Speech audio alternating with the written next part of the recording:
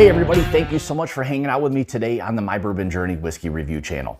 So today we're looking at, again, from Blue Run Distilling. This is gonna be a single barrel. So this is their spring of 2021 release. This single barrel is barrel number 10. Specifically, this one comes in at 124 proof or 62% ABV. Mash bill on this is undisclosed, and it is age stated as 13 and a half years. So really nice age on this bourbon. So looking forward to really kind of getting into this.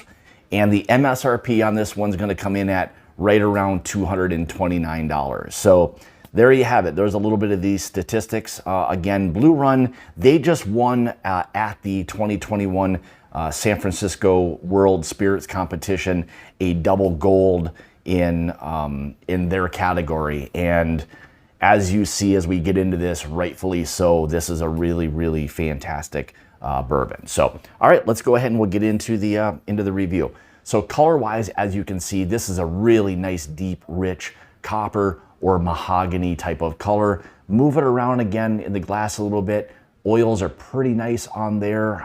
Don't believe there's any chill filtering going on with this, but again, nice oils that are there on the glass. So hopefully that will translate over to the palate, become a little more mouth coating, and provide a little more flavor in the bourbon. So, all right, let's go ahead and get into the nose. Oh, wow. So like immediately there's this hit of a rich, deep, like vanilla custard. I mean, as much as I can remember nosing on a bourbon, this is a lot of vanilla custard.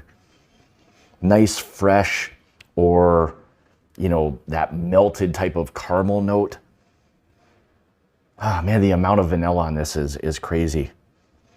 Really nice, sweet, rich oak presence to it. Not over oak by any means. Even at 13 and a half years, you're not getting a lot of that oak or that heavy char coming through on the nose. Nice honey note there. Nice baking spices. Again, at 124 proof, you're not getting a lot of heat or ethanol on this at all. Now, I've allowed this to open up for about 10, 15 minutes prior to the review to, again, let it get a little bit of airtime, let some of that ethanol kind of escape the glass. But so far, not a lot of heat or alcohol on the nose at all. Yeah, again, really nice, rich, like baking spices.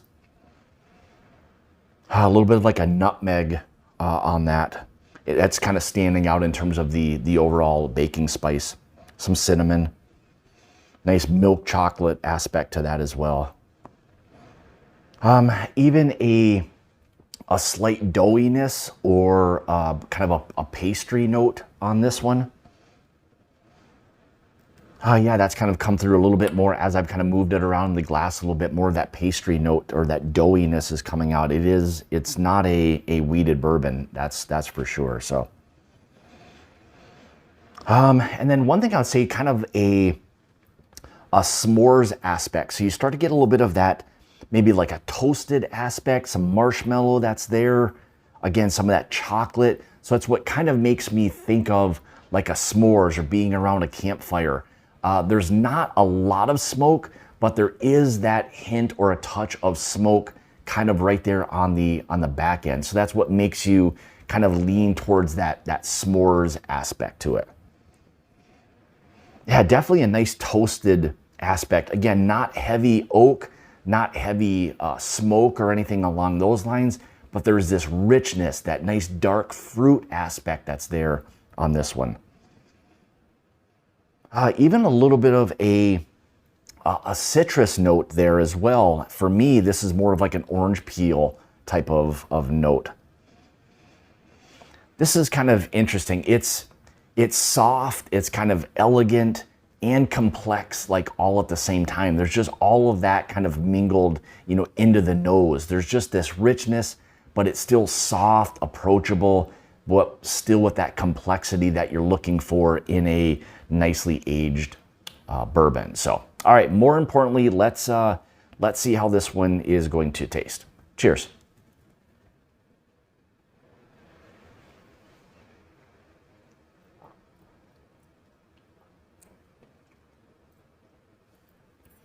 So immediately for me, and I think this is probably where a little bit of the age is going to start to shine in this, but there's this really nice, rich butterscotch note to it, like immediately. Followed quickly by like this honey, graham cracker. Again, this is maybe some of the s'mores aspect coming in. There's still that toasted aspect that I'm getting on this one. The marshmallow. Yeah, that s'mores is just kind of what is resonating, in my mind, is to kind of, go through that, the marshmallow. There's that toasted aspect, the chocolate, more of a milk chocolate aspect on this one. Graham cracker, some honey.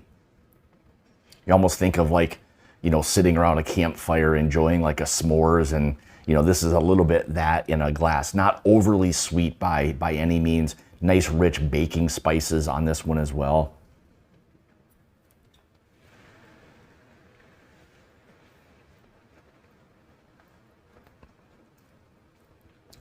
Fantastic oak presence on this one, not over oaked. Touch of dryness. That vanilla custard is definitely there. It's not as heavy on the palate as it was on the nose, but it's definitely there. Still some of those rich caramels as well. Lingering spice, it's hitting for me like right on the mid to the back of the palate. The baking spice lingers, that s'mores, that toasted graham cracker, that marshmallow, chocolate, all of that kind of continues to linger. Nice long finish on this one so far. Some of those rich dark fruits are definitely there, lingering there in the back as well. Same as I got on the nose, a little bit of citrus there. And again, this is more of an orange peel aspect for me. Not like bitter like you'd get from a lemon or anything along those lines. There's the orange sweetness that you get from that citrus. So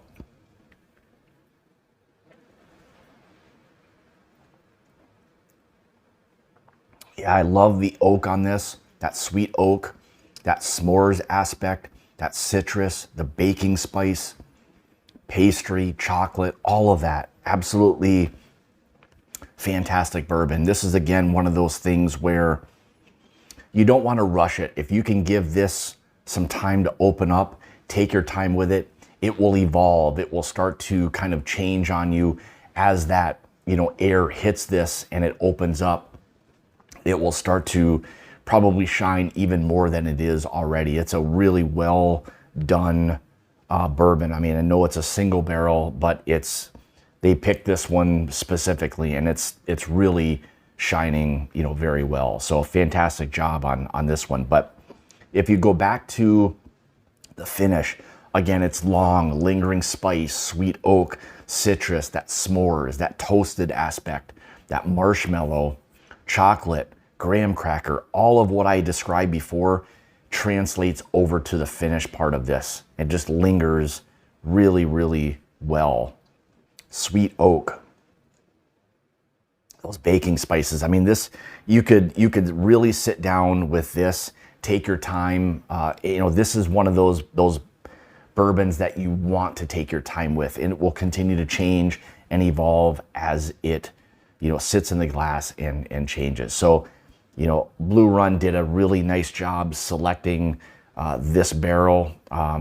They've done a really good job. Jim Rutledge is kind of behind, this brand as well. So they do a lot of consulting, with Jim Rutledge, who is now with Cream of Kentucky and formerly Four Roses as their master distiller. So somebody who knows an awful lot about what it is they're looking for and those really nice special bourbons. And I think they've done a really good job with this bottle number 10 on this one. So again, Blue Run Spirits, this comes in at 124 proof or 62% ABV. Yeah, mash bill on this, again, was undisclosed. It is age stated as 13 and a half years. So fantastic job. Go check them out. I'll have a link in the description below to Blue Run Spirits and all of that. I'd like to say thank you to everybody for watching, supporting, all of that. I greatly appreciate it. If you'd like to follow me, you can on Facebook, Instagram, Twitter. Thank you so much for all of that. If you'd like to help support the channel, you can through my Patreon page, which will also allow you to become part of the Mash and Journey Whiskey Club, where Jason from the Mash and Drum, he and I are doing a lot of different, barrel picks and trying to bring some really fun and interesting, delicious whiskeys to you guys. So check that out. I'll have the Patreon link in the description below. More importantly, thank you so much for tuning into another one of my reviews. And remember, it's about the journey and